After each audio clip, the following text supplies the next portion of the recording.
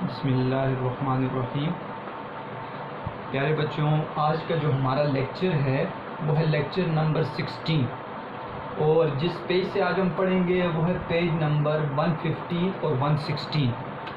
Lecture number 16 سے پہلے کے جو لیکچر ہیں وہ آپ کو آپ کے ذہن میں ہونے چاہیے کہ ہم نے لیکچر نمبر 13 سے شاعری کی طرف ہم نے آغاز کیا، شعر کی اصطلاحات کے اوپر بات کی، شاعری کی اصطلاحات کے اوپر بات کی، شعر کیا ہوتا ہے، قافیہ ردیف کیا ہوتا ہے، وزن اور بھر کیا ہوتی ہے۔ ان تمام چیزوں کو پڑھنے کے بعد لیکچر نمبر 14 میں ہم نے حمد کی ابتدا کی تھی۔ جو نظم ہے آپ کی پہلی نظم حمد، اس کی ابتدا کی۔ اس حمد کے اندر میں نے آپ کو حمد کا خلاصہ کچھ پوائنٹس میں سمجھایا تھا۔ اس کے علاوہ حمد کی تعریف کی، لغوی تعریف، اصطلاحی تعریف، اور پھر اس کے بعد حمد کے اندر آپ کو یہ بتایا کہ اس کی خصوصیات کون کون سی ہوتی ہیں۔ ماہر القادری کے متعلق بھی ہم نے تھوڑا سا پڑھا تھا کہ ماہر القادری کے حالات زندگی کیا ہیں۔ لیکچر نمبر 15 جو اس سے پچھلا لیکچر تھا وہ بہت ہی اہمیت والا لیکچر تھا، اس لیے کہ سارے کا سارا دار و مدار آپ کو میں نے جیسے پہلے بھی بتایا وہ آپ کی رائٹنگ پر ہوتا ہے، آپ کی لکھائی پر ہوتا ہے۔ آپ نے پیپر کے اندر کیا لکھنا ہے، اس پیپر کے اندر لکھنے سے پہلے آپ نے کس چیز کی مشق کرنی ہے۔ تو لیکچر نمبر 15 میں نے آپ کو یہ بتایا تھا کہ آپ فرسٹ اور سیکنڈ ایئر دونوں کے لیے میں نے بتایا تھا کہ آپ نے کسی بھی شعر کی تشریح کو اپنی کاپی کے اندر یا اپنے کسی جو پیپر ہے وہ آپ نے اس پیپر کے اندر آپ نے اپنے لیکچر کو کیسے نوٹ کر کے اور پھر اس پیپر کے اندر آپ نے لکھنا ہے۔ بہت ہی اہمیت والا لیکچر تھا۔ اس کے اندر میں نے آپ کو باقاعدہ ترتیب بتائی تھی کہ آپ نے کیسے اوپر سب سے پہلے لکھنا ہے کہ تشریح اشعار نظم، پھر حوالہ آپ نے کیسے دینا ہے، پھر فنی محاسن آپ نے کس جگہ لکھنے ہیں، پھر شعر نمبر 1 تشریح، شعر نمبر 2 تشریح۔ اس لیے ضروری ہے آپ کے لیے کہ آپ لیکچر نمبر 13 شاعری کی اصطلاحات، لیکچر نمبر 14 حمد کے خلاصے پر نظر رکھیں اور حمد جو ہے اس کی تاریخ پر نظر رکھیں، اور لیکچر نمبر جو 15 ہے وہ آپ کے ذہن میں ہونا چاہیے۔ اس کے بعد ہم ابتدا اب کر رہے ہیں اپنی نظم حمد کے پہلے شعر سے، کہ ایک شعر کو ہم پہلے دیکھیں گے کہ ایک شعر کی تشریح کیسے کرتے ہیں، پھر اس کے بعد آپ آسانی سے سمجھ جائیں گے کہ آپ نے دوسرے تیسرے شعر کی اور چوتھے پانچویں اور 6ویں نمبر پر جو شعر ہے اس کی تشریح کیسے کرنی ہے۔ تو سب سے پہلا شعر جو آپ کی حمد کے اندر ہے وہ شعر ہے: فکر و دانش کی ہے معراج خدا کا اقرار، یہی وجدان کی آواز ہے فطرت کی پکار۔ دیکھیں بیٹا، آسان کرنا ہے، ہم نے آسانی پیدا کرنی ہے تاکہ آپ کو اصل چیز یہ ہے کہ آپ کو سمجھ آ جائے۔ تشریح میں نے آپ کو جیسے کہ پہلے بھی بتایا، آپ اگر شعر کو سمجھ کر کسی طریقے پر بھی لکھیں وہ ٹھیک ہوتی ہے۔ آپ کوئی بھی نوٹس اٹھا کے دیکھ لیں اردو کے، آپ کسی ایسے اردو ٹیچر سے پڑھیں جو خود تشریح کرتا ہے، تو وہ آپ کو معلوم ہوگا جب خود تشریح کرتا ہے تو پھر وہ ایک دفعہ تشریح کو کسی اور طریقے پر بیان کرتا ہے اور دوسری دفعہ کسی اور طریقے پر بیان کرتا ہے۔ دیکھیں، ایک تو یہ کہ آپ رٹا لگا لیں اور آپ کسی نوٹس کو دیکھ لیں اور اس پہ یاد کر لیں، پھر تو آپ کی تشریح ہو بہو اس کی طرح ہو جائے گی۔ لیکن ایک یہ کہ آپ سمجھیں۔ میرا آپ کو یہ مشورہ ہے بیٹا کہ آپ نے تمام غزلوں کو اور تمام نظم کے اشعار کو آپ نے سمجھنا ہے۔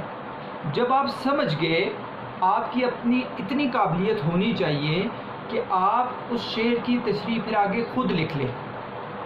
اس کے لیے آپ کو کیا کرنا پڑے گا؟ اس شعر کو آپ دیکھیں اور اسی کے مطابق ہم آگے بھی تشریح کریں گے۔ پھر دیکھیں، یہ شعر ہے، شعر کے اندر سب سے پہلی چیز اور مشکل چیز جو ہوتی ہے بچوں وہ ہوتی ہے اس کے اندر مشکل الفاظ کے معنی کا پتہ کرنا، اور وہ بھی اس طریقے پر کہ اس سے آپ کی تشریح آسان ہو جائے۔ دیکھیں، ایک تو اردو کا ایک خاص لغوی مطلب ہوتا ہے جو ڈکشنریز میں آپ دیکھتے ہیں، ایک ہوتا ہے اصطلاحی مطلب۔ بعض اوقات یہ ہوتا ہے کہ آپ کو اردو کی کتاب کے اندر جو معنی بتائے جاتے ہیں یا تشریح کے وقت جو معنی بتائے جاتے ہیں وہ آپ کو لغت کے اندر نہیں ملتے، آپ کو ایسا لگتا ہے کہ یہ لغت کے اندر اس کا یہ مطلب نہیں ہے، وہ بتائے جاتے ہیں اصطلاحی طور پر کہ وقت اس کی مناسبت سے اس وقت کیا معنی بن رہا ہے، اور وہ قریب تر معنی ہوگا اس معنی کے جو لغت میں ہوگا۔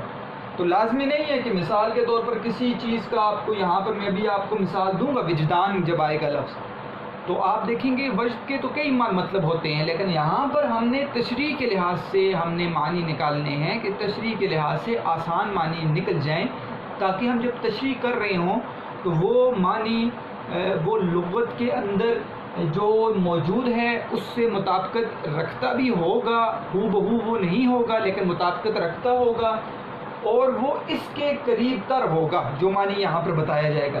لیکن جو معنی یہاں پہ آپ کو بتایا جائے گا یا آپ خود اس کو جب تلاش کریں گے تو وہ ایسا ہونا چاہیے جس سے آپ کے شعر کی تشریح آسان ہو۔ دیکھیں، سب سے پہلی چیز میں نے آپ کو بتائی کہ ایک شعر آپ کوئی بھی جب لیں گے تو اس پورے اشعار کے اندر آپ نے اس کے معنی کو تلاش کرنا ہے تشریح کو ڈھونڈنے کے لیے۔ جیسے مثال کے طور پر سب سے پہلا لفظ ہے فکر و دانش، ٹھیک ہے؟ فکر و دانش کا جو ہم دیکھتے ہیں تو فکر و دانش کا جو مطلب ہے وہ ہے عقل مندی۔ عقل مندی، فکر تو دیکھو سوچ کو بھی کہتے ہیں، تو اب سوچ کا معیار ہم نہیں کہیں گے، ہم یہاں پر کہیں گے عقل مندی۔ تو یہاں پر ہم نے ترجمہ کیا اس کا فکر و دانش کیا مطلب ہے عقل مندی۔ معراج، معراج کا مطلب ہے بلندی، دو مطلب ہو گئے۔ وجدان، اب وجدان کا مطلب ایک تو یہ ہے کہ اندر کی پکار، کہ اندر انسان کا اندر، کہ انسان جو ہے وہ کیا کہہ رہا ہے، ایک تو یہ مطلب ہے۔ لیکن دوسرا جو اس کا یہاں پر معنی استعمال ہوگا وہ مطلب ہے ذہانت، ذہین سے جو لفظ نکلتا ہے ذہانت، وجدان کا مطلب ہے ذہانت یا اندر کی پکار۔ اس کے بعد ہے لفظ فطرت، فطرت کا مطلب ہے نیچر، نیچر قدرت، لیکن یہاں پر ہم نے طبیعت، فطرت طبیعت کو بھی کہتے ہیں، تو یہاں پر ہم نے معنی کیا طبیعت۔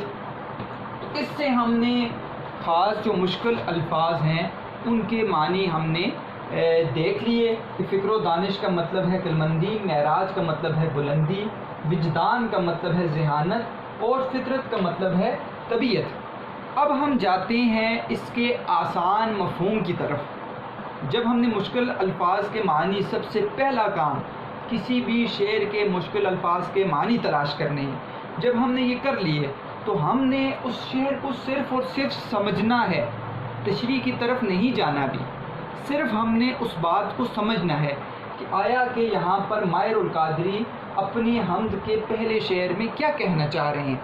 تو جب ہم دیکھتے ہیں شعر کو تو اس شعر کے اندر ہمیں یہ نظر آ رہا ہے کہ پہلے مصرعے میں ماہر القادری کہہ رہے ہیں کہ فکر و دانش کی ہے معراج خدا کا اقرار، کہ عقل مندی کی بلندی یہ ہے کہ خدا کو مانا جائے۔ آسان مطلب کہ عقل مندی کی بلندی یہ ہے کہ خدا کو مانا جائے، یعنی کوئی بھی شخص اس وقت تک عقل مند نہیں ہو سکتا جب تک وہ اپنے رب کو نہ پہچانے۔ اللہ تعالیٰ نے انسان کو عقل دی ہے تو عقل کو استعمال کرے، اور سب سے اعلیٰ معیار عقل کو استعمال کرنے کا یہ ہے کہ وہ اپنے اس رب کو پہچان لے جس نے اسے بنایا ہے۔ دیکھیں، آپ پہلے مصرعے کو سمجھ رہے ہیں کہ عقل مندی کا معیار، عقل مندی کی بلندی یہ ہے کہ اپنے رب کو پہچانا جائے۔ تو اس کا یہ مطلب آسان ہوا کہ ایسا شخص جو اپنے رب کو نہیں پہچانتا وہ شخص جاہل ہے، وہ شخص جو ہے وہ اس کی عقل کام نہیں کر رہی۔ عقل مندی اس کے دنیا کے لحاظ سے تو بہت زیادہ ہوگی، لیکن اس نے جب اپنے رب کو نہیں پہچانا تو وہ شخص عقل مند نہیں ہے۔ تو ہمیں پتہ چل گیا پہلے مصرعے میں ماہر القادری یہ کہہ رہے ہیں کہ عقل مندی کا معیار، بلندی یہ ہے کہ اپنے رب کو پہچانا جائے۔ یہ آسان بات جو ہمیں سمجھ میں آئی۔ دوسرے مصرعے کی طرف جاتے ہیں تو یہی وجدان کی آواز ہے، فطرت کی پکار، یہی کا اشارہ، کیونکہ آپ کو پتہ ہے بیٹا یہ اور وہ یہ حرف اشارہ ہوتے ہیں، یہ جو ہوتا ہے یہ اشارہ قریب ہوتا ہے، وہ جو ہوتا ہے وہ اشارہ بعید ہوتا ہے، دور کے لیے استعمال ہوتا ہے۔ تو یہی سے مراد ہے خدا کا اقرار، تو خدا کا اقرار، میں اس طرح پڑھوں گا، خدا کا اقرار ہی انسان کی ذہانت کی آواز ہے، اور خدا کا اقرار ہی طبیعت کی پکار ہے۔ دیکھیں کیا کہہ رہے ہیں یہاں پر ماہر القادری، کہ اصل میں اللہ تعالیٰ کو ماننا ہی ذہانت کی آواز ہے، یعنی وہ شخص ذہین ہوگا، وہ شخص عقل مند ہوگا، ذہانت خود ہی آواز لگا رہی ہے، عقل ہی خود آواز لگا رہی ہے کہ تو اپنے رب کو پہچان، تو غور و فکر کر چیزوں کے اندر۔ اور فطرت کی پکار، طبیعت، انسان کی طبیعت دیکھو کسی طرف مائل ہوتی ہے، انسان کی طبیعت بھی اسے پکار رہی ہے کہ تو اپنی طبیعت کو جان۔ جب تو یہ طبیعت کو جانے گا اپنی، اور تو دیکھے گا کہ تیرے اندر سے کیا آواز آ رہی ہے، اور تو غور و فکر کرے گا، تو تجھے معلوم ہو جائے گا کہ رب ایک ہے اور اسی رب کو مانا جائے۔ آسان بات۔ تو ہمیں پہلے شعر کے اندر یہ پتہ چل گیا کہ ماہر القادری نے اپنے اس شعر میں یہ کہا ہے کہ عقل مندی کی بلندی یہ ہے کہ اللہ تعالیٰ کا اقرار کیا جائے، اور اللہ تعالیٰ کا اقرار ہی ذہانت کی آواز ہے، اور اللہ تعالیٰ کا اقرار ہی طبیعت کی پکار ہے۔ طبیعت پکار کر کہہ رہی ہے کہ اپنے رب کو تو جان لے اور اپنے رب کو تو مان لے۔ تو بیٹا یہ ہے، آپ نے سب سے پہلے مشکل الفاظ کے معنی تلاش کرنے ہیں۔ جب مشکل الفاظ کے معنی تلاش کر لیں گے، پھر وہ معنی آپ نے شعر میں لگا کر شعر کو دیکھنا ہے اور سمجھنا ہے کہ یہاں پر شاعر کا رخ کس طرف ہے۔ دیکھیں نظم کی تشریح تو آسان ہوتی ہے، کیوں؟ اب آپ کو آنکھیں بند کر کے میں یہ کہوں کہ یہ حمد کا شعر ہے، تو آپ کو یہ پتہ ہوگا کہ حمد کے اندر صرف اور صرف اللہ تعالیٰ کی خصوصیات پر بات ہوتی ہے، اللہ تعالیٰ کی تعریف پر بات ہوتی ہے۔ تو نظم کے اندر تو آپ کو مشکلات پیش نہیں آئیں گی، لیکن جب غزل پر پہنچیں گے تو آپ کو پھر وہاں پر ہر شعر کے اندر ایک نیا موضوع ملے گا، تو پھر وہاں پر آپ کو یہ چیز نہایت کام آئے گی کہ آپ نے اس کا موضوع تلاش کرنا ہے کہ وہاں پر اس شعر کے اندر کیا موضوع ہے۔ یہاں پر تو میں آنکھیں بند کر کے کہہ سکتا ہوں کہ یہ شعر لازمی بات ہے حمد ہے، تو یہاں پر موضوع اللہ تعالیٰ کی تعریف بیان کرنا ہے، اللہ تعالیٰ کی تعریف بیان کرنا ہے۔ تو لیکن جہاں پر غزل ہوگی تو پھر وہاں پہ آپ کو موضوع تلاش کرنا پڑے گا۔ اچھا بچوں، اس کے بعد آپ نے کیا دیکھنا ہوتا ہے شعر کے اندر؟ آپ نے شعر کے اندر فنی محاسن کو دیکھنا ہوتا ہے۔ میں نے آپ کو بتایا تھا فنی محاسن فنون سے تعلق رکھنے والی وہ چیزیں جو شعر کے اندر پائی جاتی ہیں، اس کو آپ فنی جائزہ بھی کہہ سکتے ہیں، اور تشریح کو آپ فکری جائزہ بھی کہہ سکتے ہیں۔ فنی جائزہ میں آپ کو میں نے بتایا تھا کیا کیا چیزیں آپ نے دیکھنی ہیں بیٹا۔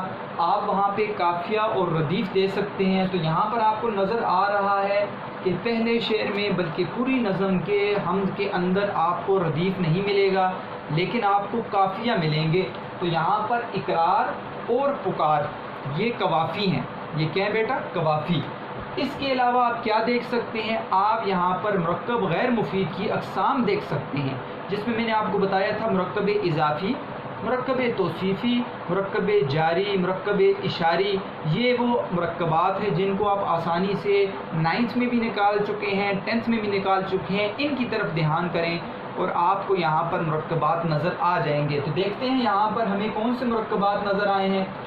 فکر و دانش، تو ہمیں نظر آ رہا ہے کہ واو جو ہوتا ہے یہ عطف کے لیے ہوتا ہے، ٹھیک ہے۔ ملانا انشاءاللہ اس پر لیکچر دوں گا، لیکن آج آپ اتنا سیکھ لیں یہاں پر کون کون سے مرکبات ہیں۔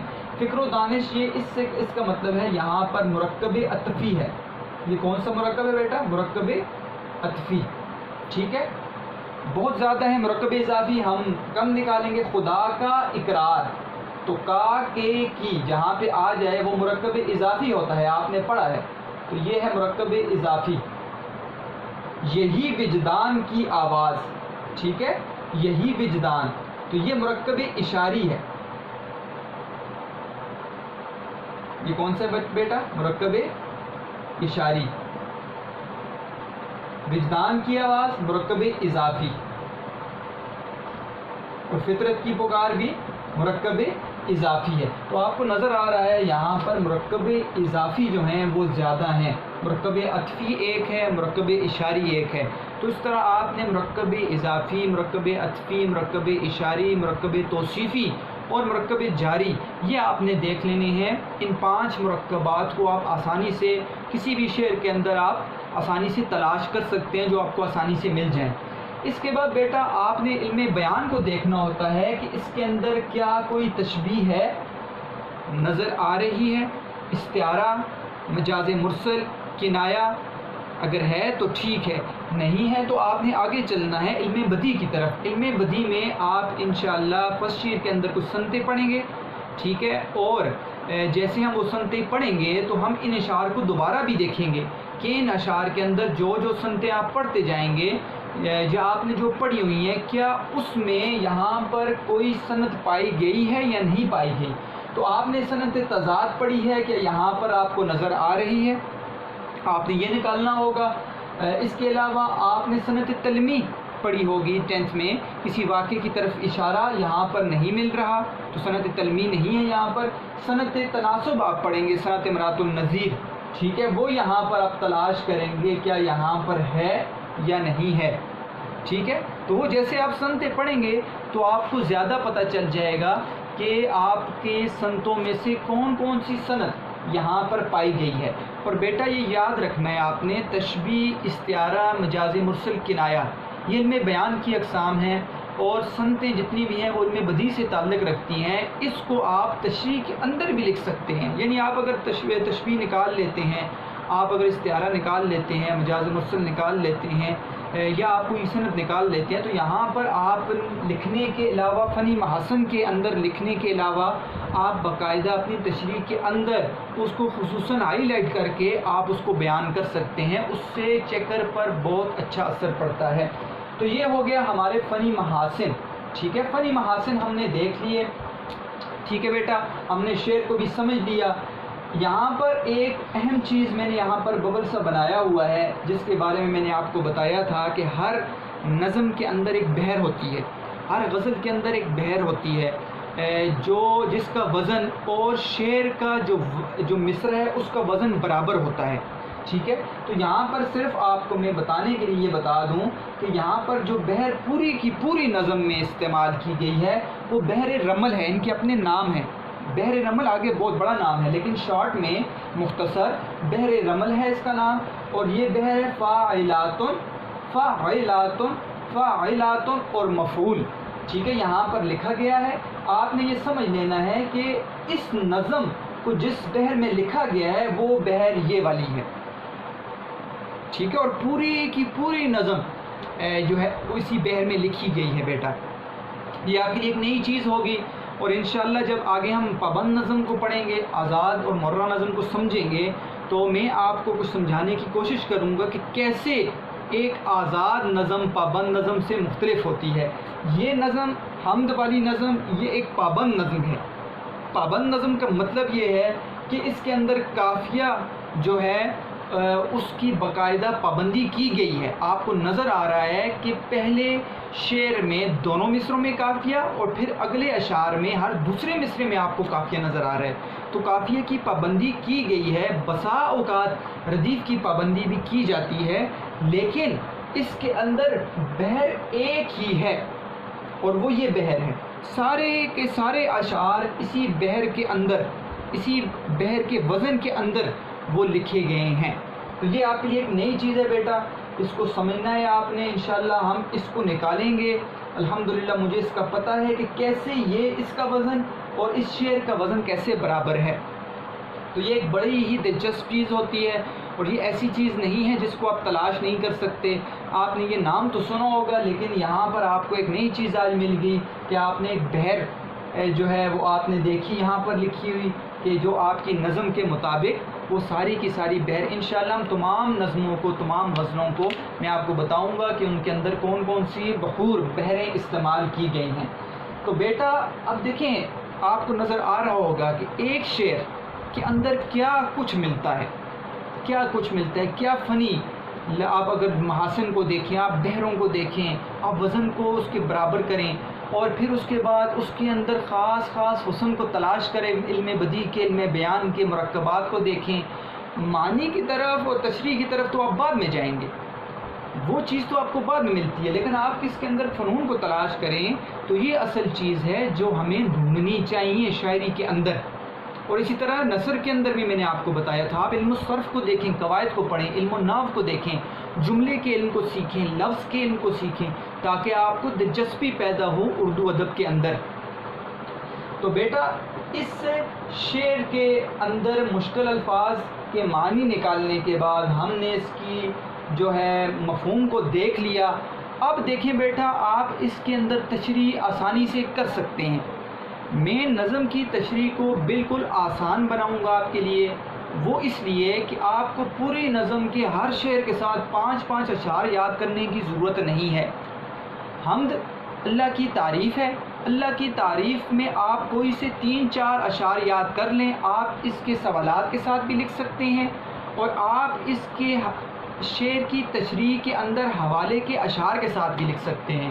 اور حمد کے اندر بیٹا آپ کو پتہ ہے آپ قرآن کی آیات کا مفہوم بھی لکھ سکتے ہیں۔ تو دیکھتے ہیں کہ اس طرح کے کوئی اشعار جو ہمیں نظر آ رہے ہیں، جو حمد کے بارے میں ہم ان کو حل کرنے کی کوشش کرتے ہیں کہ وہ کیا کہہ رہے ہیں۔ دیکھیں بیٹا، گواہی دے رہی ہے اس کی یکتائی پہ ذات اس کی، دوئی کے نقش سب جھوٹے ہیں سچا ایک نام اس کا۔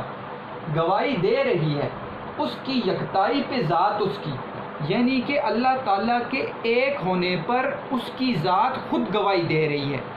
وہ کیا گواہی ہے بیٹا؟ کہ دوئی کے نقش سب جھوٹے ہیں سچا ایک نام اس کا، کہ دوسرا خدا، دوئی کہتے ہیں دوسرا اگر کوئی خدا ہے اس کے نقش سارے جھوٹے ہیں، ایک اکیلا سچا نام رب کا ہے، کہ رب ایک ہی ہے، رب 2 3 4 نہیں ہو سکتے۔ اس دن آپ کو یاد ہوگا کہ میں نے آپ کو کہا تھا کہ میں آپ کو ایک سوال کا جواب دوں گا کہ بعض اوقات ہر ایک مسلمان اور غیر مسلم بھی بعض اوقات یہ سوال کر دیتے ہیں کہ جب رب نے سب کو بنایا ہے تو رب کو کس نے بنایا ہے؟ دیکھیں بیٹا، یہ اتنا اہم سوال ہے کہ بعض اوقات اس کے جواب آپ اتنی مشکل سے پیش کرتے ہیں اور سوچنے لگ جاتے ہیں کہ ہم کیا جواب دیں۔ اس کا جواب انتہائی آسان ہے۔ دیکھیں بیٹا، پہلا جواب اس کا تو یہ ہے کہ خالق اور مخلوق میں فرق ہوتا ہے۔ دیکھیں، خالق جو ہوتا ہے وہ تخلیق کرنے والا ہوتا ہے، اور مخلوق وہ ہوتی ہے جس کو خالق تخلیق کرتا ہے۔ آپ نے فاعل اور مفعول پڑھا ہوا ہے، خالق فاعل ہے، مخلوق مفعول ہے۔ فاعل جو ہوتا ہے وہ کیا ہوتا ہے بیٹا؟ وہ کام کرنے والا ہوتا ہے، اور وہ جو کام کیا جاتا ہے وہ مفعول ہوتا ہے، ٹھیک ہے؟ اب بیٹا، خالق اور مخلوق میں فرق یہی ہے کہ خالق نے مخلوق بنائی ہے۔ اگر خالق کو کوئی بنا دے تو وہ پھر خالق رہا ہی نہیں، وہ تو مخلوق بن جائے گی پھر۔ تو پھر خالق اور مخلوق میں فرق کیا ہوگا؟ تو دیکھیں، خالق اکیلا وہ ہوتا ہے جس نے کسی کو بنایا ہے، اور خالق پوری کائنات کا ایک اکیلا رب ہی ہے۔ اگر رب کا کوئی اور رب ہوتا تو پھر خالق کا لفظ تو نہ آتا۔ تو خالق کا مطلب ہی یہی ہے کہ اس کو کسی نے نہیں بنایا، اس نے پوری کائنات کو بنایا ہے۔ یہ ایک انتہائی آسان جواب۔ دوسرا ایک انتہائی آسان جواب قرآن کے اندر ہے بیٹا، میں نے یہاں پر اس کا مفہوم بھی لکھ دیا ہے کہ وَإِن كَانَ فِيهِمَا آلِهَةٌ إِلَّا اللَّهُ لَفَسَدَتَا۔ قرآن کہتا ہے اگر زمین اور آسمان میں 2 خدا موجود ہوتے تو فساد ہوتا۔ دیکھیں بیٹا، اس کا مطلب کیا ہے کہ خدا ایک ہے اور خدا کے علاوہ کوئی خدا نہیں ہے۔ کیا مطلب؟ کہ اگر زمین و آسمان میں 2 خدا موجود ہوتے، 2 الہ موجود ہوتے، تو پھر کیا ہوتا؟ زمین اور آسمان میں جو ہے فساد برپا ہو جاتا۔ کیسا فساد؟ مثال دیتے ہیں کہ ایک خدا یہ کہتا میں نے فلاں جگہ بارش برسانی ہے، دوسرا خدا کہتا نہیں میں نے فلاں جگہ بارش برسانی ہے، تیسرا خدا کہتا فلاں جگہ بارش برسانی ہے، ایک خدا کہتا میں نے فلاں شخص کو موت دینی ہے، وہ کہتا نہیں اس نے زندہ رہنا ہے۔ تو فساد ہوتا۔ زمین و آسمان میں فساد نہیں ہے، زمین و آسمان میں فساد اس لیے نہیں ہے کہ خدا ایک ہے. یہ اس چیز کی دلیل ہے کہ خالق ایک ہے، خالق دو نہیں ہو سکتے. مخلوق کو بنانے والا خالق ایک تنہا اللہ ہے. اور سورہ اخلاص میں خود اللہ تعالیٰ نے اس بات کی طرف اشارہ کر دیا ہے کہ قل هو اللہ احد اللہ الصمد لم یلد ولم یولد ولم یکن لہ کفوا احد. یہ کہہ دو اللہ ایک ہے، اللہ بے نیاز ہے، نہ وہ کسی کا باپ نہ کسی کا بیٹا ہے اور نہ ہی کوئی اس کا ہمسر ہے. تو اللہ نے خود سورہ اخلاص کے اندر فرما دیا. اور جب ہم کلمہ طیبہ پڑھتے ہیں بیٹا تو کلمہ طیبہ کے اندر لا الہ الا اللہ، پہلا جو لا ہے اس کا مطلب ہے نہیں، اس کا مطلب ہے وہ نفی کر دیتا ہے تمام الہوں کی. کائنات میں کوئی الہ نہیں ہے الا اللہ، مگر صرف ایک اللہ موجود ہے. تو اس چیز کی دلیل یہ ہے کہ یہ ساری باتیں اس چیز کی دلیل پیش کر رہی ہیں کہ کائنات میں اللہ تعالیٰ وہ ذات ہے جس کو کسی نے نہیں بنایا، بلکہ وہ خالق ہے اور اس نے تمام مخلوق کو، تمام انسانوں کو، تمام چرند کو، پرند کو، جاندار چیزوں کو، پہاڑوں کو، آسمانوں کو، زمین کو، تمام کی تمام چیزوں کو بنانے والا وہ صرف اور صرف تنہا ایک اللہ ہے. تو یہ مطلب ہے گواہی دے رہی ہے اس کی یکتائی پہ ذات اس کی، کہ خود اس کی ذات اس کے اکیلے ہونے پر گواہی دے رہی ہے کہ دوئی کے نقش سب جھوٹے ہیں، سچا ایک نام اس کا کہ دوسرا خدا اگر کوئی کہہ رہا ہے موجود ہے، وہ سارے کے سارے جھوٹے ہیں. ایک اکیلا رب ہے جس کا نام جو ہے وہ ہمیشہ قائم رہے گا اور خالق وہی رہے گا.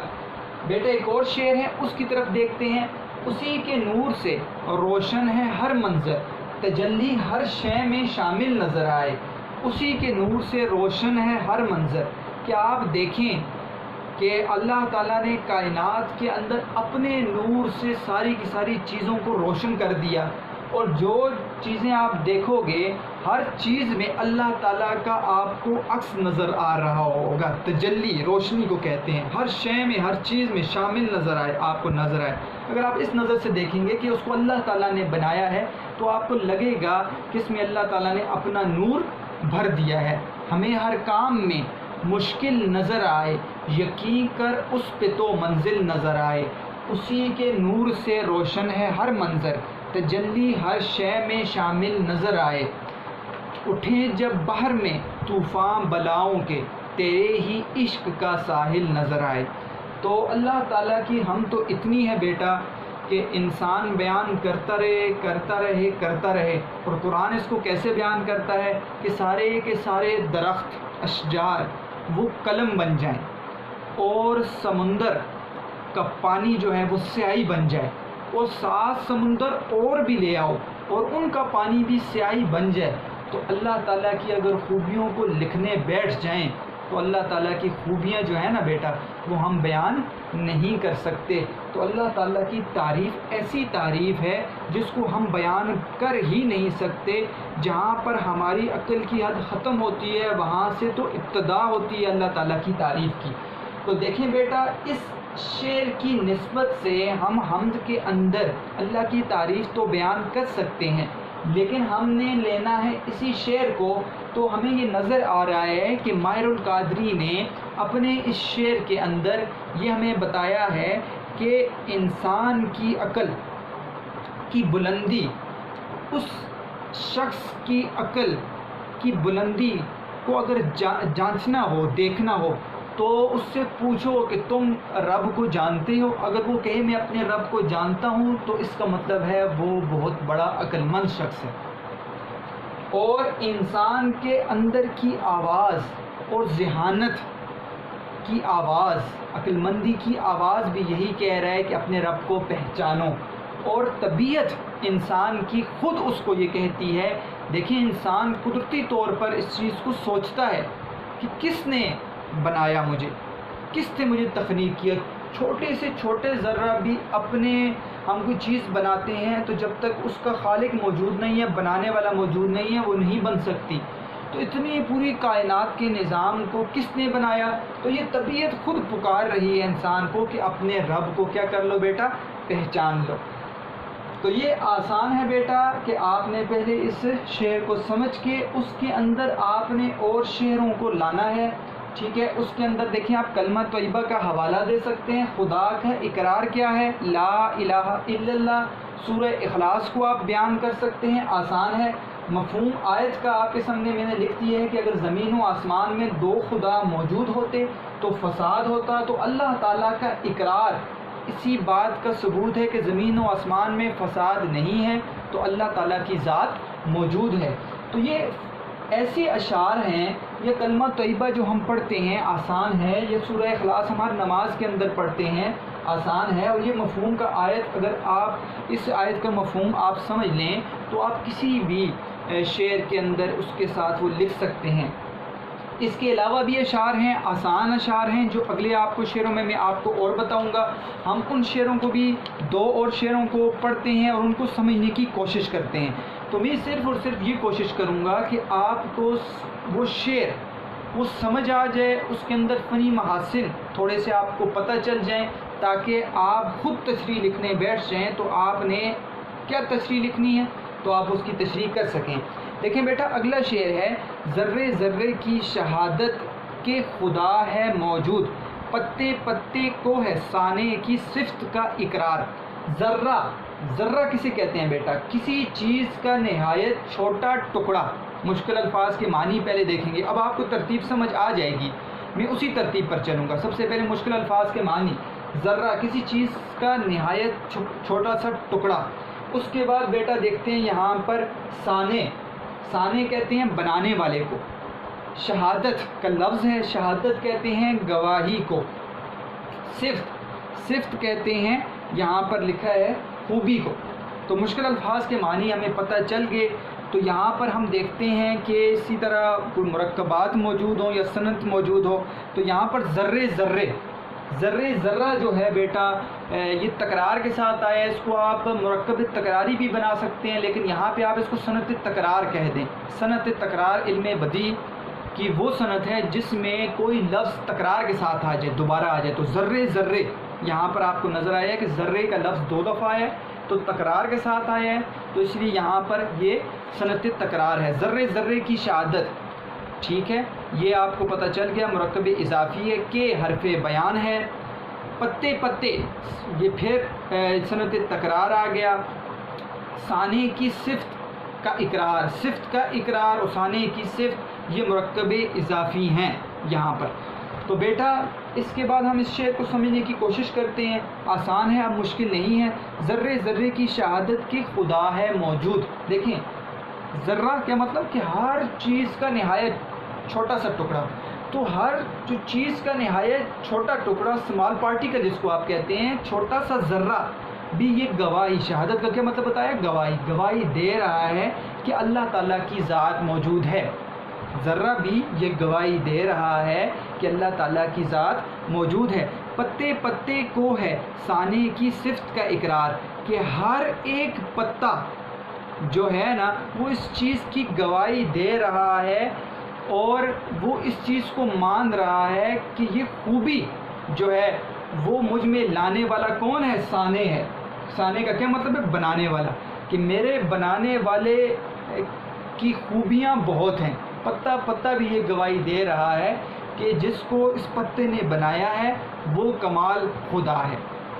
دیکھیں بیٹا آسان، اب آپ یہاں پر مشکل الفاظ کے معنی کے ساتھ مفہوم کو سمجھ گئے تو آسان بات ہے، اب مشکل نہیں رہی کہ ذرے ذرے کی شہادت سے مراد یہ ہے کہ کوئی چھوٹی سی چیز بھی جب آپ دیکھتے ہیں تو جیسے میں نے آپ کو بتایا کہ کوئی چیز خود بنائے بغیر نہیں بنتی جب تک کہ اس کو بنانے والا موجود نہ ہو۔ تو ہم بڑی چیزوں کو کیا دیکھیں، ہم پہاڑوں کو کیا دیکھیں، ہم سمندر کو کیا دیکھیں، ہم آبشاروں کو کیا دیکھیں، ہم سورج چاند ستاروں کو کیا دیکھیں، یہ تو ایسی چیزیں ہیں جو آپ کی آنکھوں سے اوجھل نہیں ہیں، دور نہیں ہو سکتی اور آپ کو نظر آ رہی ہیں۔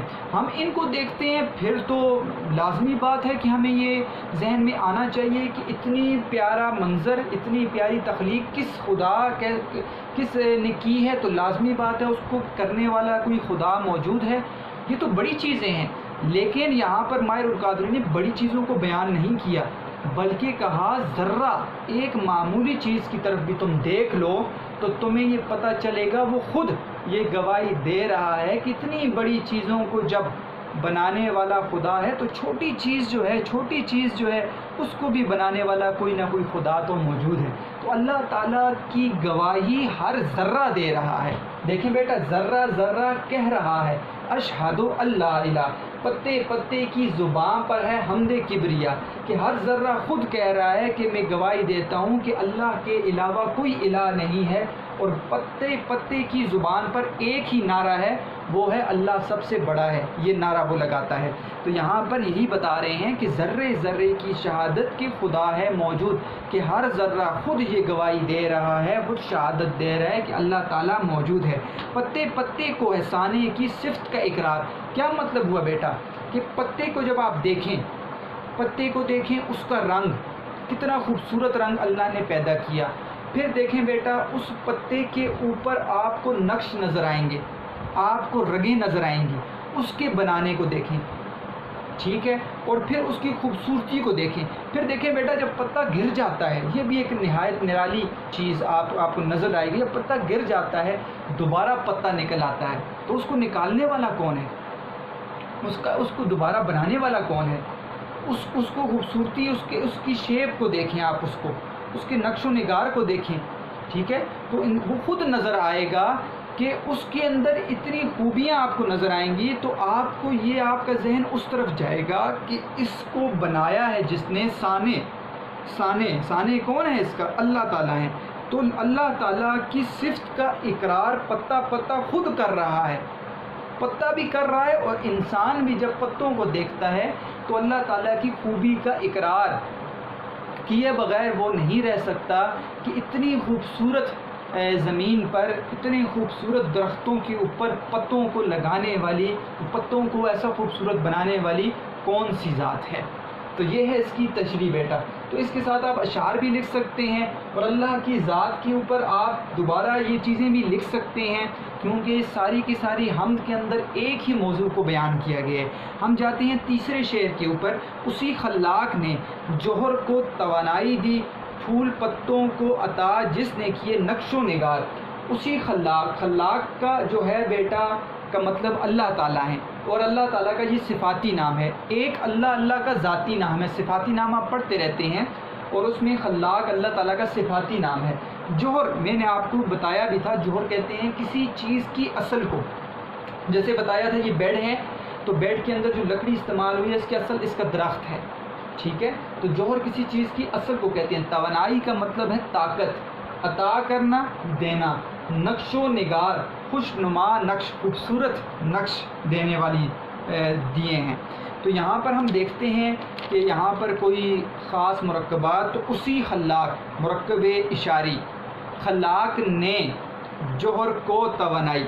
تو بیٹا ایک آپ کی طرف سوال یہ ہے کہ یہ خلاق نے کیا ہے، اور جوہر کو کیا ہے قواعد کے اعتبار سے، یہ آپ نے مجھے بتانا ہے۔ پھول پتوں کو عطا جس نے کیے، یہاں پر بھی نے آ گیا کہ یہ نقش و نگار مرکب عطفی آ گیا، ٹھیک ہے بیٹا۔ تو پتے اور نقش و نگار انشاءاللہ آپ آگے پڑھیں گے، صنعت تناسب کو پڑھیں گے، تو یہاں پر آپ نوٹ کر لیں کہ یہ پھول پتے اور نقش و نگار یہ جو ہیں یہ صنعت تناسب ہیں، صنعت مراد و نظیر آپ لکھ لیں، سب صنعت کو پڑھیں گے تو آپ اس کو اس شعر کے اندر اس صنعت کی سمجھ آ جائے گی۔ تو اسی خلاق نے جوہر کو توانائی دی، اسی اللہ نے ہر چیز کی اصل کو طاقت بخشی ہے۔ کیا مطلب ہوا؟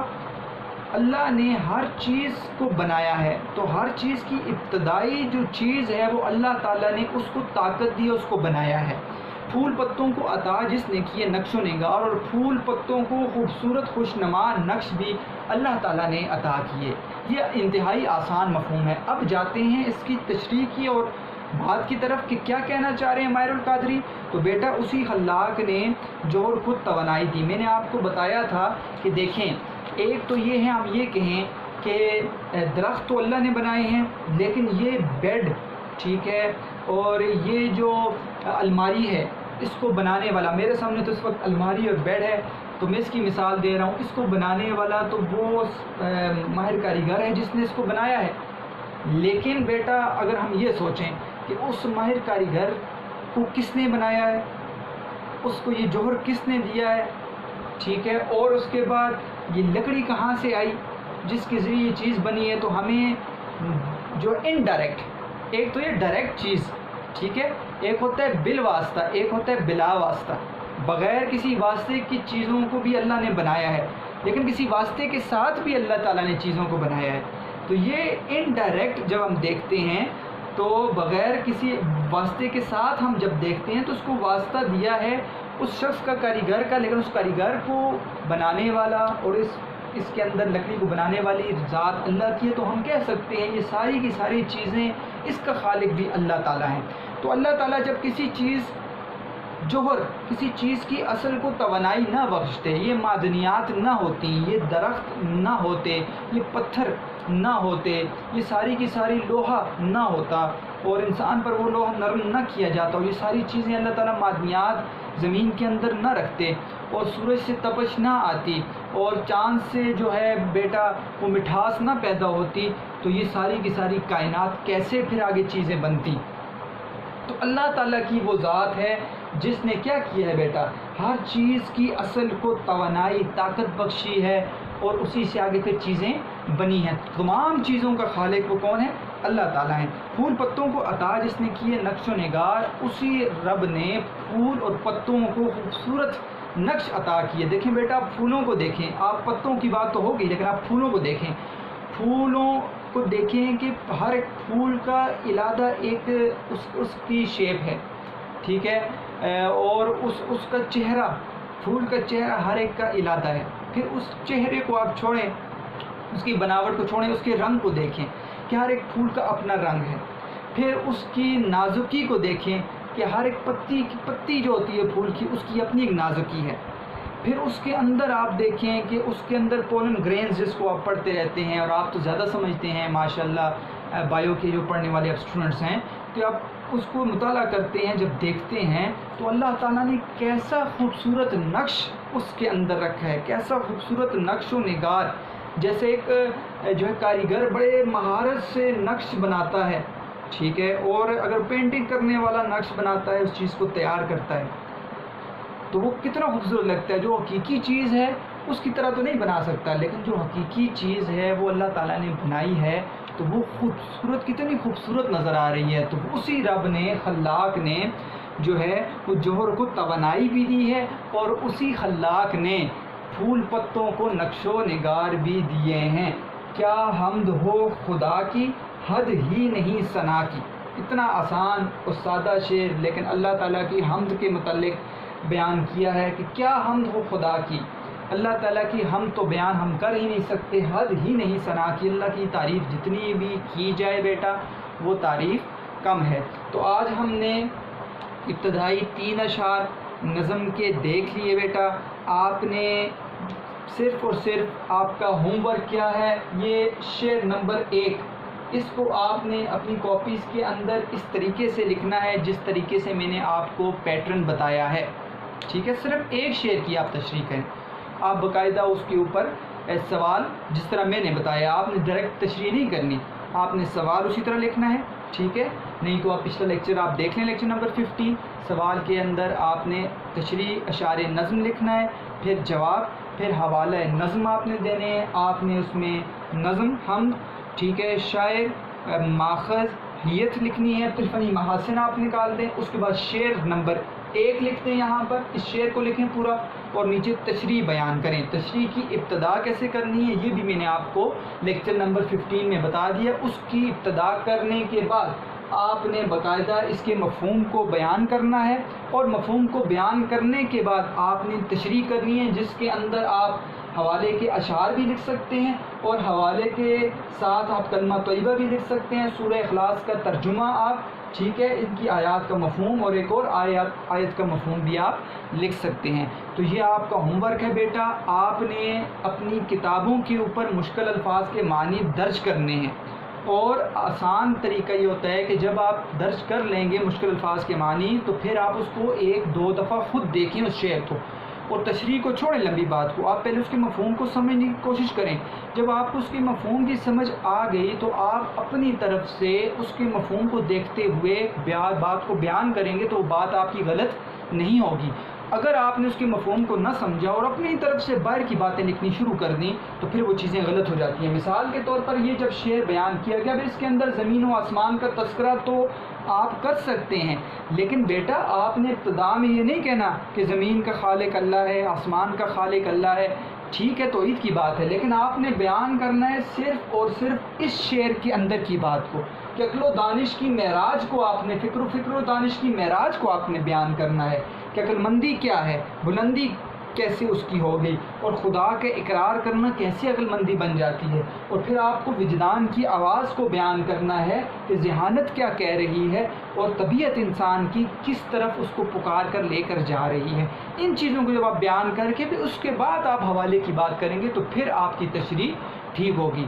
تو مجھے امید ہے بیٹا آپ کو یہ لیکچر سمجھ آیا ہوگا۔ اگر کوئی بات آپ کو سمجھ نہیں آئی تو آپ مجھ سے پوچھ سکتے ہیں۔ انشاءاللہ جیسے ہم آگے بڑھیں گے مزید ہم 3 اشعار کی تشریح ابھی رہتی کریں گے اور آگے نظموں کی تشریح کریں گے تو آپ کو زیادہ انشاءاللہ آسان لگے گی تشریح اور آپ کو سمجھنے میں آسانی ہوگی۔ اور آپ نے صرف اور صرف 2-3 اس سے پہلے بھی میں نے آپ کو اشعار بتائے تھے، ٹھیک ہے، لیکچر نمبر وہ شاید لیکچر نمبر 14 میں آپ کو بتائے تھے حمد کے اندر وہ اشعار بھی ہیں۔ یہ ایک شعر یہ ہے، 2-3 یہ 4 اشعار بھی آپ یاد کر لیں، اس کے علاوہ بھی میں بتا دوں گا، لیکن آپ کو اگر شعر زیادہ یاد نہیں ہوتے تو آپ کم از کم 2 یا 3 شعر آپ کو حمد کے آنے چاہیے۔ یہ آپ کا ٹاسک ہے کہ آپ کو 2-3 جو آسان شعر ہیں کوئی بھی شعر وہ آپ کو حمد کے آنے چاہیے۔ تو مجھے امید ہے بیٹا اس لیکچر کی آپ کو سمجھ آئی ہوگی اور انشاءاللہ تعالی آپ اس کو لیکچر کو سننے کے بعد آپ اچھے طریقے سے شعر کی تشریح بھی کریں گے اور اپنا ہوم ورک کر کے مجھے بھیجیں گے۔ خوش رہیں، آباد رہیں، والسلام۔